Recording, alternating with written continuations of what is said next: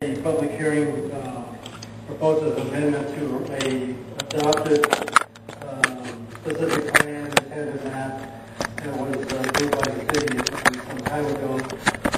We had a hearing, as you know, on March 10th, as well as on March 24th, which is continued to this date specific. Since that time, we just recently received a letter from the representative of the development, Hearthstone, asking for a withdrawal of the application, in essence. I don't believe there's anybody, there's a representative from Hearthstone here, but the letter is attached to your report, and they are asking that the matter be withdrawn. I believe this is, again, as you know, a continued public hearing. I believe we still want to open up the hearing and perhaps ask for any comments on the public. It's been withdrawn again? It's been withdrawn. It's not a continuance, it's a withdrawal. Yeah, so they're completely withdrawn. That's correct. So that means they'll have to, if they want to bring this back, they'll have to start all over again. Yeah, because the last time I understood that they wanted to consider the conditions that the city imposed on them. So they decided, I was like, Mr. Hermosillo, if you want to open up for public comments, that's fine. Any other comments, so? Yeah. Why can't we have a public hearing and delay any vote on this? Because there's no need for action. They withdraw their application, so there is no need for action. Technically, we do still have the public hearing because it's been continued every single time. So we're still within that public hearing, and that's why you can go ahead and allow the public to comment if they would like to. But that after everybody's done commenting, you may close the public hearing and then proceed with the request by the applicant to withdraw their application and request that nothing be done by the planning commission. Would you explain to these people that we'll probably be revisiting this and they'll have to show up again? I don't believe there's a representative of the developers here, of the applicant. I don't believe there is, the applicant is here at all. But if they happen to be here, yes. In order for them to go ahead and proceed, they would need to start from square one with an application, start all over again. And I'm sure staff has already conveyed that to them. Therefore, the people that are present here today regarding this matter, it would be served by mail if we were to come back here. That's correct. Okay, so now we'd like to start with public comments. Ms. Hurtado? All against?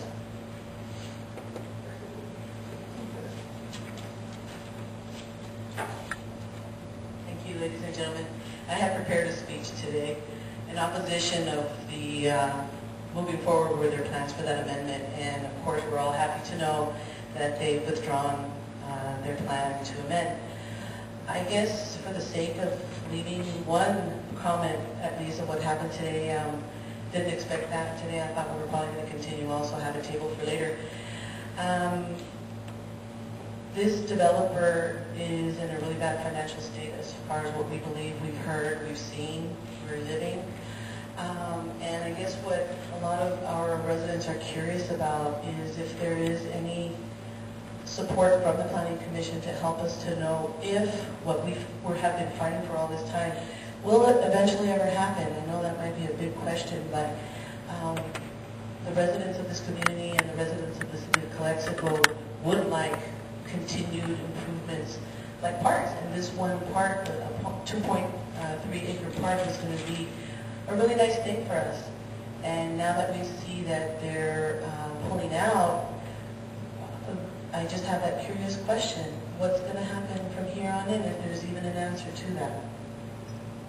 I'm not aware of anything that Commission By the virtue of the withdrawal, it's our understanding that the originally approved map, specific plan, whatever, is in place.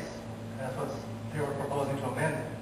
So by virtue of their withdrawal of the amendment, that that plan stays in place.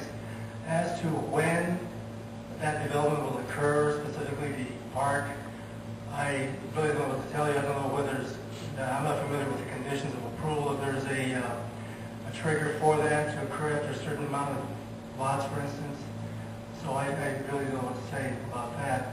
But as far as we know, the development is the same, and it should be developed in accordance with that, what was approved. As you know, everybody's, not only this developer, but a lot of other developers having a lot of problems with this. And so everything, not only here but elsewhere, isn't moving along. And things just aren't moving along. I guess that's important for everybody to know, because we are still, we were so focused on fighting against the change that now that the change is not going to happen, now it's interesting to know now where do we stand. Can we at all move forward with either the Planning Commission or the City of Calexico to ensure that the park, in one way or another, slowly but surely will be built? If you'd like, again, I'm not familiar with the conditions of approval, but if you'd like, you could come by the office sometime this week or at your convenience, and I'd be glad to sit down with you and look at those conditions, and maybe we'd be able to determine something from that. I very much appreciate your time. Sure. Mr. Vargas?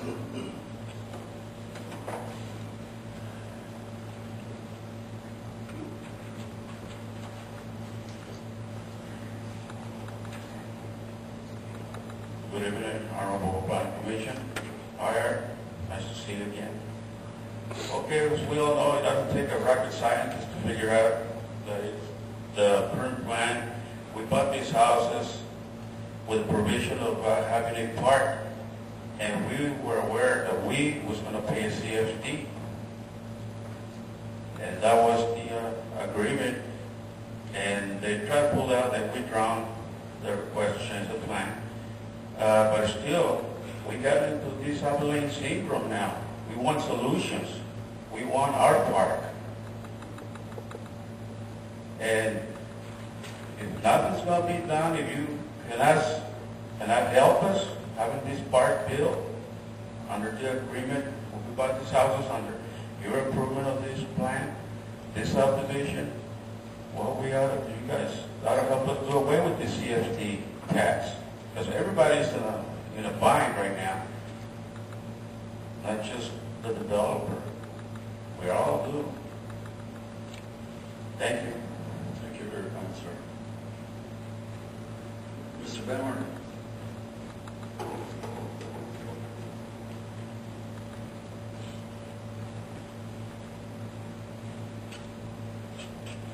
Thank you. Distinguished members of the Planning Commission, City of Calexico citizens. The reason I'm coming up here to speak is that I got involved with this particular project, and one of the things I got involved with some of the contractors. A lot of the contractors have not been paid, and I asked what's the situation. A lot of people here are concerned about the park. I had a conversation with a gentleman, a friend of mine in Sacramento. He says there is a way. If the city cannot do it, we can finish the park. That's with grant money, and then it's given to the city. But I don't know what the provisions are that they had planned all of this. But I'm just saying that in reference to the people, they have fought very hard to have this park. And on my part, I just got involved to help out. I do live at 1032 Spudman.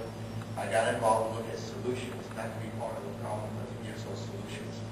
And I think working together with the people here, working together with the city of Calexico, we can find a way to give the people their park that they really deserve. They are paying for it, and there are provisions in order to make this happen. Thank you. Okay, so we'll close the public comments. Any more comments? Go ahead, sir. We'd like to keep it limited to 2 minutes.